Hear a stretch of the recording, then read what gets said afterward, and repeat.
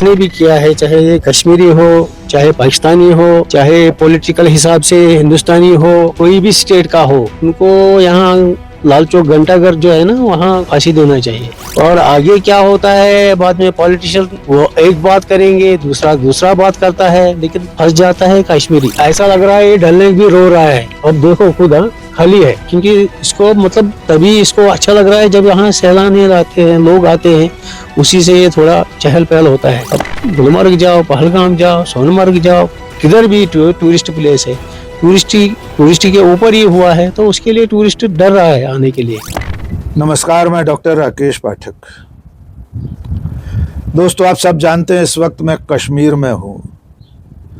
मेरे पीछे डल झील दिखाई दे रही है, उसके और पीछे पीर पंजाल पर्वत श्रृंखला है। यहीं कहीं पास में हजरत बल दरगाह है। ऐसी मान्यता है कि उस दरगाह में पैगंबर हजरत मोहम्मद सल्लल्लाहु अलैहि वसल्लम के बाल रखे हुए हैं।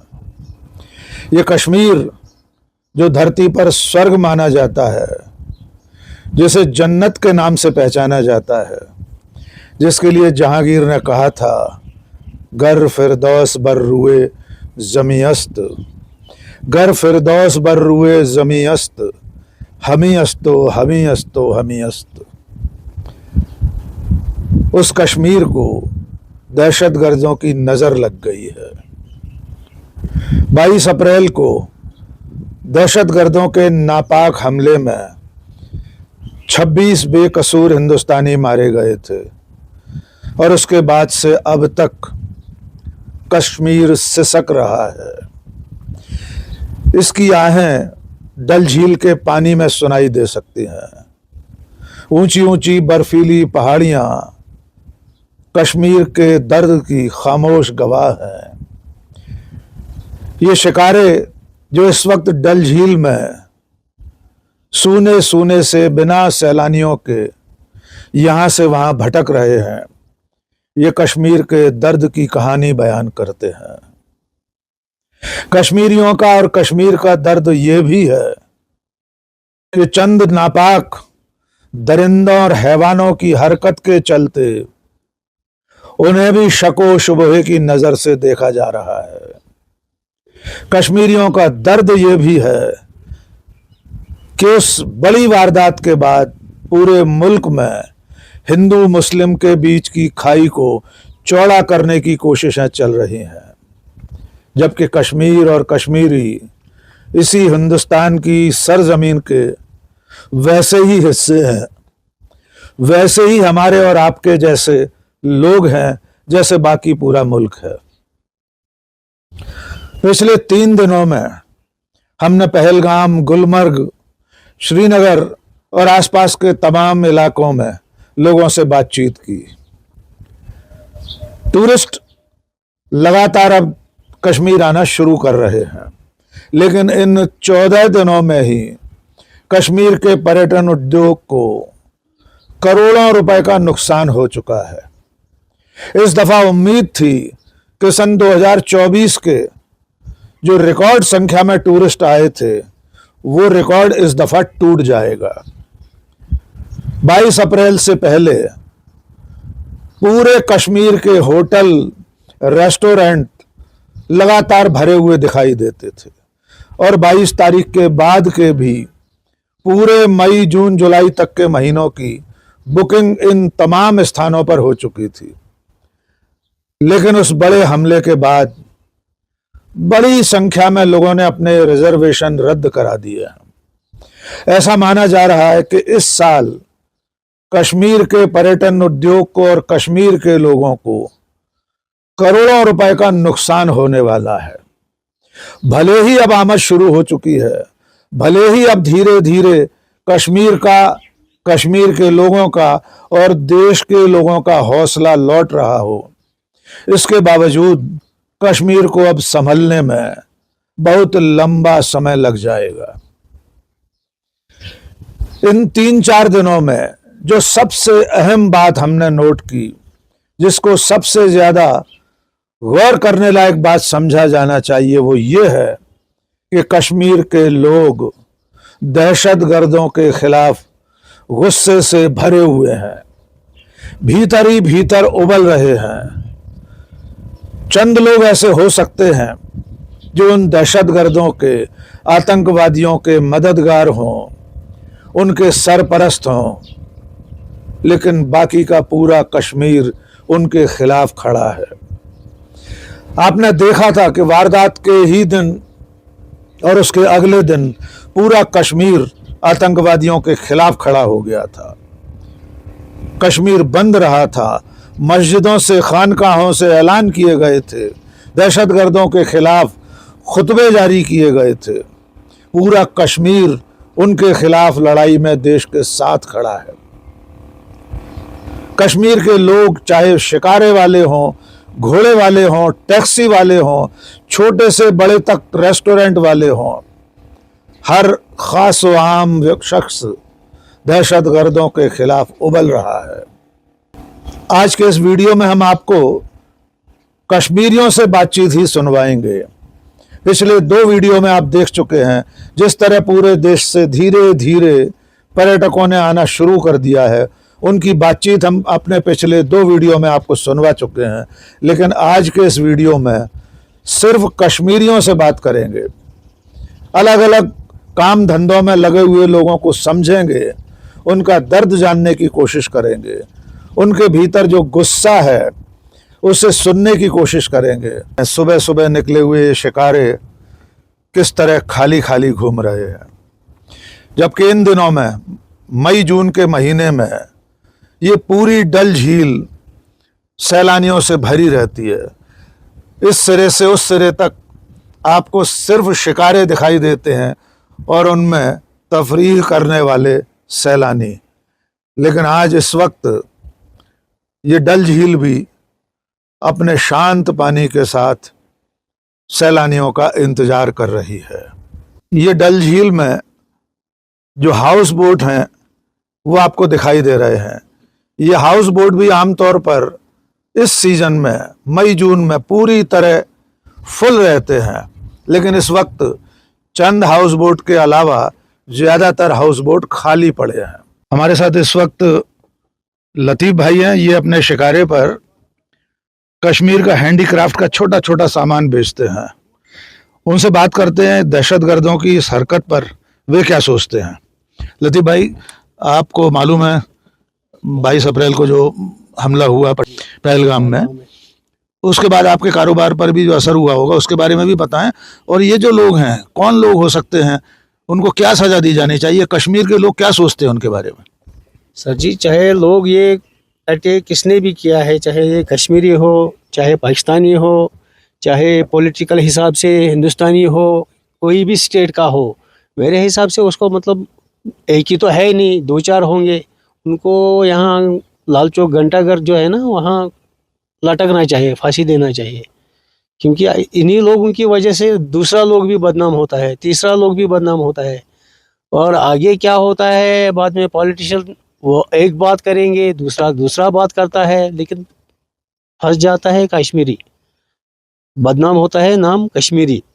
लेकिन किसने किया है वो अभी तक प्रूफ हुआ नहीं। लेकिन जो भी होगा, चाहे पाकिस्तानी होगा, चाहे कश्मीरी होगा, या अपना हिंदुस्तानी होगा, उनको तो फांसी देना चाहिए। तो लतीफ़ भाई का कहना यह है कि जो भी इसके गुनहगार हैं, चाहे वो कश्मीरी हों, पाकिस्तानी हों, कोई भी हो, उन्हें श्रीनगर के लाल चौक पर फांसी पर लटका देना चाहिए। क्योंकि इससे ये देखो, अभी डल लेक जो है, ये अभी के टाइम पे मतलब पूरा भर के होता था। ऐसा लग रहा है ये डल लेक भी रो रहा है। अब देखो खुद, खाली है, ठीक है, ऐसा लग रहा है ये रो रहा है। क्योंकि इसको मतलब तभी इसको अच्छा लग रहा है जब यहाँ सैलानी आते हैं, लोग आते हैं, उसी से ये थोड़ा चहल पहल होता है। ये उसी से मतलब कंप्लीट ठप हो गया हर जगह। हाँ, खाली यहाँ डल लेक में नहीं, अब गुलमर्ग जाओ, पहलगाम जाओ, सोनमर्ग जाओ, किधर भी टूरिस्ट प्लेस है, टूरिस्ट के ऊपर ही हुआ है, तो उसके लिए टूरिस्ट डर रहा है आने के लिए, उसी की वजह से। लतीफ़ भाई का कहना है कि डल झील रो रही है। जो डल झील अपने सैलानियों का इस्तकबाल करने के लिए दोनों बाहें पसारे हमेशा तैयार रहती है, आज वहाँ सन्नाटा पसरा हुआ है। इस वक्त हम सोनमर्ग में हैं। आप पीछे देख रहे हैं बड़ी बड़ी ऊंची बर्फीली पहाड़ियां हैं। यहाँ पर मोहम्मद अली शाह साहब हैं, ये टोपियां दस्ताने बेचते हैं। इनसे पूछते हैं, मोहम्मद भाई, पहलगाम में जो कुछ हुआ, दहशतगर्दों ने जो किया, बेगुनाहों का कत्ल किया, आप एक कश्मीरी होकर क्या सोचते हैं? जी सर, जो काम उन दहशतगर्दों ने किया है वो कोई इंसानियत का काम नहीं किया है, वो बिल्कुल गलत किया है, क्योंकि उसके खिलाफ आए उन्होंने इंसानियत का कत्ल किया है, पूरी कश्मीरियों का कत्ल किया है। क्योंकि इससे दहशतगर्द चाहे किसी भी कौम का हो, लेकिन वो दहशतगर्द है, वो इंसान नहीं हो सकता है, वो चाहे कोई भी हो, वो बहुत गलत किया है। क्या सजा मिलनी चाहिए ऐसे लोगों उनको पूरी की सज़ा मिलनी चाहिए, चाहे वो कोई भी हो सर, चाहे वो हिंदू हो, मुस्लिम हो, कोई भी हो, उनको सज़ा मिलनी चाहिए। वो दहशतगर्द, वो किसी मज़हब से ताल्लुक़ नहीं रखेंगे, क्योंकि वो दहशतगर्द, वो गुमराह हो चुके हैं, उनको सज़ा मिलनी चाहिए। इस वक्त हम मुग़ल गार्डन में हैं, श्रीनगर में। हमारे साथ कश्मीर के कुछ युवा हैं। आइए उनसे बात करते हैं कि पहलगाम हमले के बाद वे क्या सोच रहे हैं, और देश में जिस तरह का माहौल बना हुआ है और जो लोग उसके गुनहगार हैं हमले के, उन्हें किस तरह की सज़ा की उम्मीद वे लगाए हुए हैं। आपका नाम बताएं। जी, इरशाद अहमद। पहलगाम में जो कुछ हुआ, बेकसूर लोग मारे गए, यस सर। अब आपको क्या लगता है कश्मीर पर उसका क्या असर हुआ है? क्या सज़ा मिलनी चाहिए ऐसे लोगों को? सर एक्चुअली जो अनफॉर्चुनेटली जो इंसिडेंट हुआ यहाँ पे, आपने देखा होगा मीडिया में भी, कश्मीर में जो भी लोकल कश्मीरी है उसने ना कभी सपोर्ट किया है और ना करेगा सर टेररिज्म को। और आप दूसरी बात आपने बोली कि टूरिज़म पे कैसा असर पड़ा कश्मीर में, असर तो बहुत सारा पड़ा सर। Yes sir.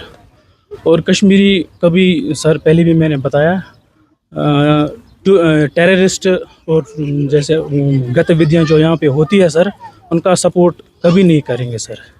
जी, आप क्या कहना चाहेंगे? और आप हमारे भाई हैं सर, आप आइए यहाँ पे कश्मीर में, जी, क्योंकि हम सब आपस में भाई हैं, हिंदू मुस्लिम हम भाई हैं। तो आप कश्मीर में आइए, आपको कोई टेंशन नहीं है, हम आपके साथ हैं। आप अच्छे से यहाँ एंजॉय करिए। जो दहशतगर्दों ने जो किया है वो कौन लोग हो सकते हैं, उन्हें क्या सज़ा मिलनी चाहिए? सर वो जिन्होंने किया वो उनको सज़ा मिलनी चाहिए। तो भरपूर सज़ा मिलनी चाहिए सर उनको। जी, उनको भरपूर सज़ा मिलनी चाहिए। भरपूर सज़ा मिलनी जी चाहिए। आपको क्या लगता है, ऐसे लोगों को, कश्मीर के लोगों का कोई सरपरस्ती, उनको कोई मददगार तो नहीं है कश्मीर के लोग? नहीं हो सकता सर, ऐसा कुछ नहीं है सर। तो ये कश्मीर के युवा हैं जो पूरे देश को ये पैगाम देना चाहते हैं कि सब लोग यहाँ आएँ, किसी तरह का कोई ख़तरा नहीं है, और जिन लोगों ने पहलगाम में हमला किया था उन्हें भरपूर सज़ा मिलनी चाहिए। पहलगाम हमले के बाद कश्मीर के हालात कैसे हैं, और आपको क्या लगता है जो लोग भी थे, जो दहशतगर्द थे, उनका इरादा क्या था और उन्हें क्या सज़ा मिलनी चाहिए? देखिए सर, मैं आपको एक ही चीज़ बताऊंगा, जब से ये पहलगाम का हादसा हुआ है, पता नहीं जिस किसी ने भी किया हो, टेररिस्ट किया है, उसको हम टेररिस्ट कह सकते हैं, जिसने भी किया है। लेकिन हमारे बस यही एक वी आर विथ इंडिया, हम इंडिया के साथ हैं, उनके खिलाफ एक्शन होनी चाहिए। जिसने भी किया है, कहाँ से आया, क्या कैसे आ गया, उसके खिलाफ, उसके अगेंस्ट एक्शन होनी चाहिए, उसको इसकी सज़ा मिलनी चाहिए। हम उसमें हिंदुस्तान के साथ खड़े हैं। हमारी जो, अगर हम पूरे कश्मीर की बात करेंगे, टूरिज़म पे भी उससे बहुत इफेक्ट हुआ है, तो यहाँ की इकनॉमी पे भी इफेक्ट हो रहा है, कश्मीर की इकनॉमी पे भी इफेक्ट हो रहा है, ठीक है ना। तो हमारी बस यही अब चाहते हैं कि उनको जो भी है, जिसने भी किया है, उनके खिलाफ कड़ी से कड़ी उनके खिलाफ एक्शन लिया। क्या कारोबार है आपका? मेरा सर अपना बिजनेस का कारोबार है सर। जब से ये हादसा हुआ है, ये हमला हुआ है, उसके बाद से कितने टूरिस्ट आपके पास आ रहे हैं? सर टूरिस्ट तो वैसे नहीं आते, आपको भी पता है कि बहुत सारी बुकिंग जो है कैंसिल हो गई है। अच्छा खासा काम चल रहा था, लेकिन जब से ये हादसा हो गया तब से इकनॉमी पे बहुत असर पड़ा है, बिज़नेस पे बहुत असर पड़ा है, इसकी वजह से इकनॉमी में भी असर पड़ा है। तो लाइफ थोड़ी सी टफ हो गई है सर तब से। मेरे यहाँ से आप खुद देखिए कि आप बाहर से आए हो, यहाँ ये हमारा मुग़ल गार्डन निशात है। आप इस टाइम इसकी हालत देखिए, जो अभी हमारे यहाँ पर मतलब ये फेमस मुग़ल गार्डन था, यहाँ से जैसे मातम लगाया है। कश्मीर हमारी मतलब शान है, जब यहाँ पर टूरिस्ट आएंगे तो हमारे यहाँ पर चार चांद लगते हैं।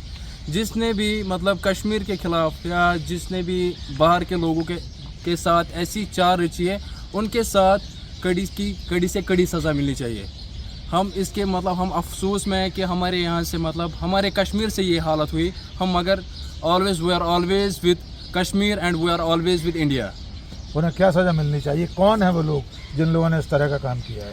जो ऐसे काम कर सकते हैं वो सीधी सी बात है, वो सबसे बड़े दरिंदे हो सकते हैं। They are innocent killers. हम गवर्नमेंट से यही अपील करेंगे from Kashmir we are appealing the government that इनके साथ सख्त से सख्त कार्रवाई की जाए। We are with government, we are with India always. आपने सुना कि कश्मीर का हर व्यक्ति दहशतगर्दों के खिलाफ है। शिकारे वाले हों, घोड़े वाले हों, होटल और रेस्टोरेंट के संचालक हों, हर आदमी की एक ही आवाज़ है कि जिन लोगों ने भी पहलगाम में बेकसूरों का कत्ल किया है उन्हें कड़ी से कड़ी सज़ा मिलना चाहिए। कश्मीर के लोग बिना किसी भेदभाव के, बिना किसी किंतु परंतु के बिल्कुल साफ साफ कह रहे हैं कि जिन लोगों ने भी पहलगाम में पर्यटकों की हत्या की है उन्हें सज़ा मिलनी चाहिए, चाहे वे सरहद के भीतर के लोग हों या सरहद पार के हों। आज के इस वीडियो में बस इतना ही। सोनमर्ग से मैं डॉक्टर राकेश पाठक।